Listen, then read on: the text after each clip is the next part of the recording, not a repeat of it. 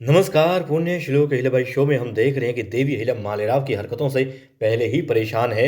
मालवा की जनता के लिए वो कुछ भी नहीं कर रहा है, सिर्फ अपने आप को जी हाँ, उत्तराधिकारी समझ करके, भावी राजा समझ करके बस ऐशो आराम में ही लगा हुआ है और प्रजा को परेशान करता है। मगर अब उसका ये सिलसिला आगे बढ़ता हुआ महल में पहुंच गया है।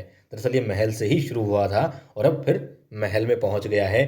पहले प्रजा को बाहर परेशान करता है, मगर अब उसने घर में ही जिनसे सीख रहा है उन्हीं को सजा देनी आरंभ कर दी है।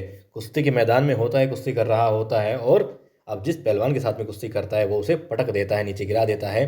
तो बस मालेराव होलकर उसे सजा दे देता है एक पांव पे खड़े रहने की। अब काफ़ी देर हो जाती है, बेचारे का पांव नीचे रखा जाता है तो वो अपनी तलवार खींच लेता है। जी हाँ, मालेराव अपनी तलवार निकाल लेता है और कहता है कि तुमने 3 गलतियां कर दी। एक ये कि मालेराव को नीचे पटक दिया, दूसरा तुमने जब सजा मिली तो पाँव नीचे रख दिया, और तीसरा अब फिर कर रहे हो, जवान लड़ा रहे हो, चलो एक और मौका देता हूँ।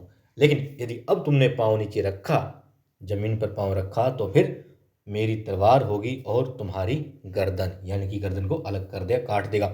और जब ये वो बात कहता है, बाकी वहाँ भारी भरकम जो पहलवान होते हैं वो भी डर जाते हैं और जो दोस्त उसका अक्सर उसके साथ रहता है वो भी बेचारा आशंकित हो जाता है कि ये तो कुछ भी कर सकता है, तेरे लिए भी खतरा हो सकता है।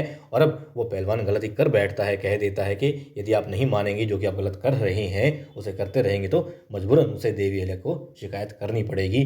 और तब मालेराव होलकर को और ज़्यादा गुस्सा आ जाता है, कहता है क्या कहते हो, देवी अहिल्या से शिकायत करोगे। अब इस बात पर मालेराव होलकर और भी ज़्यादा नाराज होता है। यहाँ जाहिर सी बात है, देवी अहिल्या की तो वो तौहीन करेगा ही करेगा बाकी सब लोगों के सामने, लेकिन क्या साथ में वो बात भी उजागर करेगा जिसे लेकर के वो इतना परेशान हो रहा है, इतना गुस्सा हो रहा है, और वो गुस्सा इस तरीके से इस इंसान के ऊपर आ रहा है।